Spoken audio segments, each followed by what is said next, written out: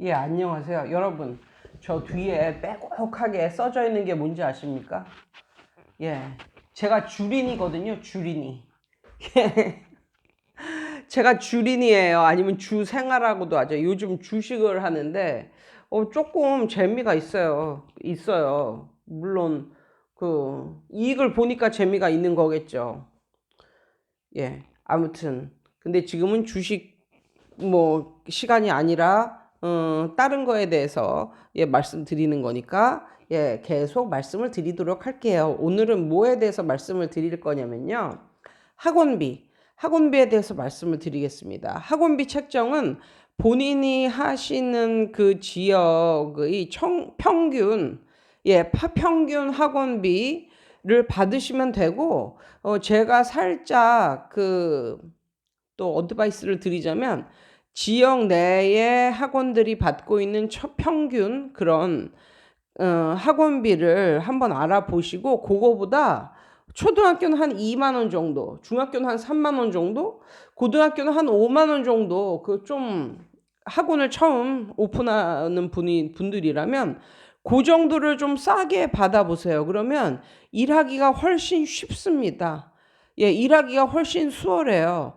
이게 무슨 얘기냐면 이게 가성비가 높다 뭐 이런 말 쓰잖아요. 그래서 그 지역 평균 학원비보다 좀 살짝 낮게 받으면, 물론 서비스는 그 지역에서 받고 있는 그 서비스보다 높거나 아니면 최소한 같은 서비스는 해드려야죠. 그렇게 하게 되면 몸이 편해집니다. 어떻게 편해지냐면 애들이 좀 많이 들어와도 동시간대에 애들이 많아도 엄마들이 별 컴플레인을 안 해요. 그러니까 이런 거예요. 학원에서 좀 넉넉하게 대해주면 부모들도 거기에 맞춰서 좀 후해지는 거예요. 예, 마음가짐이. 그런데 학원 선생이 아니면 학원 원장이 나는 이 정도 이하로는 절대 못 받는다. 난 잘났다. 뭐 이러면서 이 정도 이하로는 못 받는다. 뭐 이런 식으로 해가지고 가격을 딱 책정을 해 놓으면 그거에 맞춰서 애들은 들어오는 애들도 있겠지만 그만큼 빡빡해지는 거예요. 그래서 예를 들면 좀 가격이 좀 저렴해서 가성비가 있다고 느껴지면 애가 하루 이틀 빠지는 거 가지고 보충을 해달라 뭐 그런 말은 안 하죠. 심지어 한 일주일 빠졌어도 그냥 넘어가요, 엄마들이 대부분은. 그런데 만약에 그 평균 그 수업료보다 더 높은 가격을 책정을 한다면 엄마들이 한두 번 빠진 거에 대해서는 반드시 보충을 해달라고 그러고, 한 일주일 정도 빠졌어. 어디 방학 때 돼서 어디 놀러 가느라고. 그러면 그거에 대한 확실한 보충. 그것이 안 될 때에는 좀 학원비를 깎아줘야 되는 게 아니냐. 뭐 이런 식으로 요구를 할 수가 있어요. 그거는 그런 것 같아요. 그런데 만약에 학원비가 좀 저렴하면 한 일주일 정도 빠졌다고 해가지고 보충을 해주고 뭐 학원비를 깎아주고 뭐 살짝은 보충을 해줘야 되기도 하겠지만, 아무튼 그걸 가지고 그렇게 빡빡하게 굴지는 않는다. 라는 말씀을 드리고 싶고, 그래서 학원비가 살짝 저렴하면 동시간대에 애들이 좀 많이 앉아 있어도 뭐라고 안 그런다. 근데 그렇지 않을 때는 한 6명만 넘어가도 막 엄마들이 너무 애들이 많은 거 아니냐고 이렇게 말씀을 하시거든요. 그리고 그래서 그 학원 수업 일수를 너무 그렇게 막 빡빡하게 막 계산을 하시지도 않는다. 그래서 이렇게 보면요, 학원비를 많이 받건 적게 받건 평균적으로 학원에서 애들 한 명당 받을 수 있는, 아니면 애들 한 명당 남길 수 있는 순수한 소득은 거의 대한민국 전체를 봤을 때 거의 차이가 없다고 봐요. 전 정말 그렇게 봐요. 그래서 좀 수업비가 좀 저렴하다 싶을 때는 2월, 11월 이럴 때, 아니면 방학 때 이럴 때 쉬는 애들이 거의 없어요. 그런데 만약에 학원비가 좀 비싸다 그러면 엄마들도 계산을 빡빡하게 하는 거죠. 그래서 2월에 한 달만 쉬고 돌아올게요. 이런 사람들도 있고, 11월 이럴 때, 아니면은 방학 때 좀 어디 많이 돌아다녀.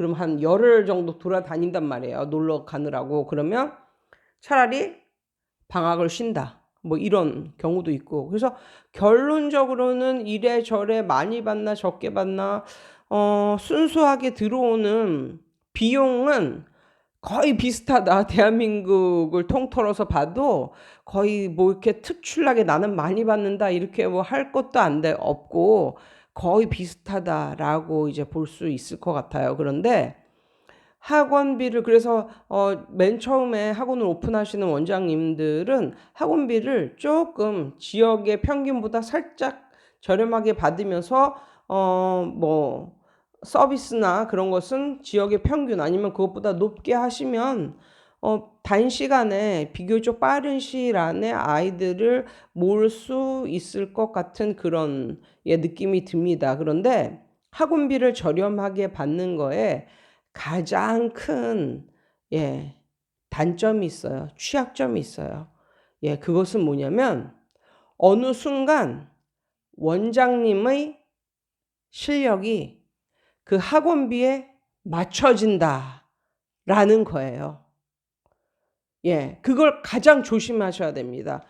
그거는 제가 그랬었거든요.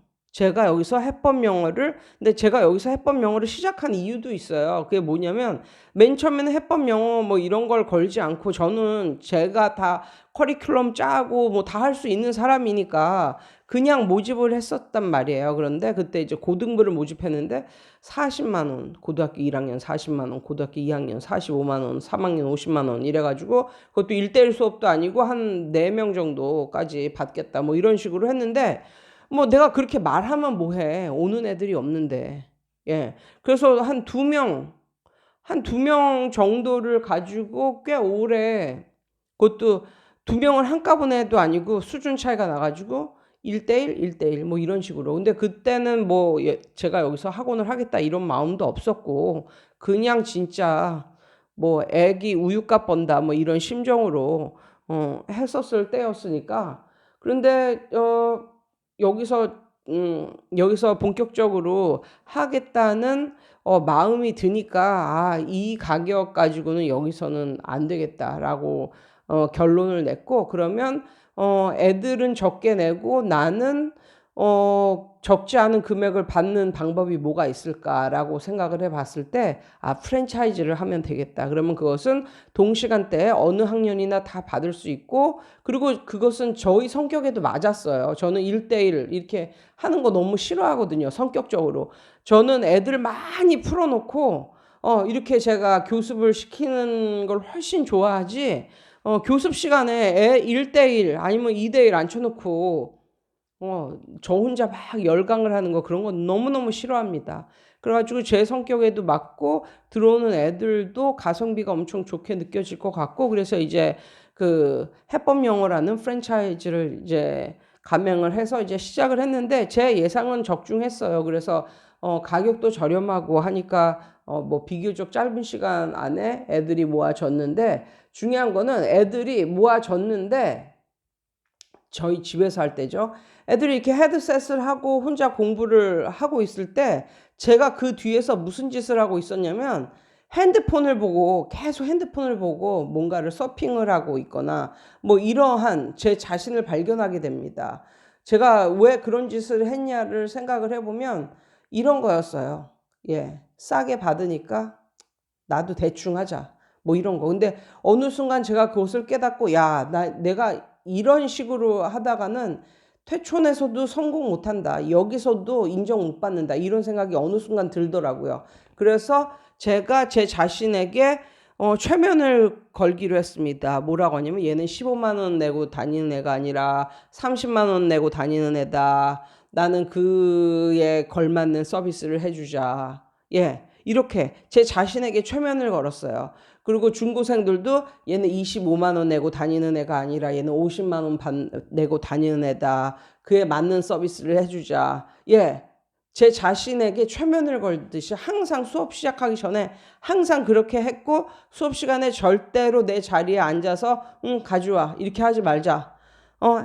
항상 서 있자. 수업 시간에 항상 서 있자. 그래서 계속 끊임없이 애들을 체크하고 이렇게 확인 학습하고 그렇게 하자. 예, 그렇게 했어요. 그래서 그때 정신을 차리고 그렇게 했습니다. 그래서 결과적으로는 부모님들이 이제 가성비가 좋다는 것을 이제 인정하게 된 거예요. 사실 싸구려를 싼 가격에 샀을 때 무슨 감흥이 있겠습니까? 그럼 이건 아무런 감흥이 없는 거예요. 그런데 이 선생이 이 정도 금액을 받을 선생이 아닌데 이 정도의 금액을 받고 우리 아이가 정말 서비스를 잘 받았다, 많이 받았다 이런 식으로 생각을 하면 엄마들은 놓치지 않을 거예요. 뭐 이런 생각을 갖게 되는 거예요. 예, 그렇게 되면 선생이 뭘 하든지 간에 선생한테 좀 호의적으로 그렇게 반응을 하시게 되고, 예, 아무튼 그래서 웬만하면 다 오케이 뭐 이런 식으로 엄마들이 그렇게 대우를 해 주시고 그렇게 되니까 몸이 편해요. 몸이 편합니다.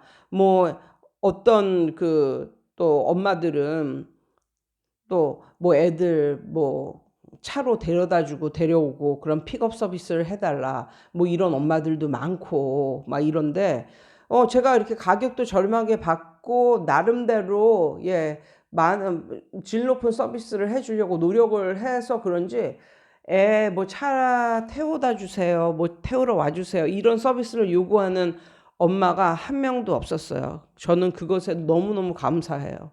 그래가지고 예 여기서 결론적으로 말하면 가격은 싸지되 선생님의 이런 교육의 질이나 이런 것이 그거에 맞게 어느새 그거에 맞게 되어버리면 이것은 정말 학원이 그냥 문 닫는 길로 접어드는 거예요. 예, 싸구려를 싼 맛에 사는 거에 대해서는 아무도 감흥을 느끼지 않는다. 비싼 물건을 싼 가격에 사야 와 자랑하고 싶고 대단하다 뭐 이렇게 그렇게 자랑하고 싶고 너무나 좋고 이런 거지. 싸구려를 싼 가격에 산 게 뭐가 그렇게 대단하다고 생각을 하겠어요. 그래서 그 지역 평균 가격보다 살짝 싸게 하는 거는 좋은데 또 이 영상 보고 괜히 내리지 마시고 이 영상은 새로운 지역에서 새로 오픈하는 원장님들에게 드리는 말씀이에요. 그런 원장님들에게 드리는 거고 맨 처음에 이제 시작을 할 때 살짝 그 지역의 평균보다 살짝 낮게 받아라. 그렇지만 서비스나 이런 것은 그 지역의 평균보다 훨씬 웃도는 서비스를 하게 되면 결국은 선생님의 몸이 편해지고 뭐 수익이 다른 학원에 비해서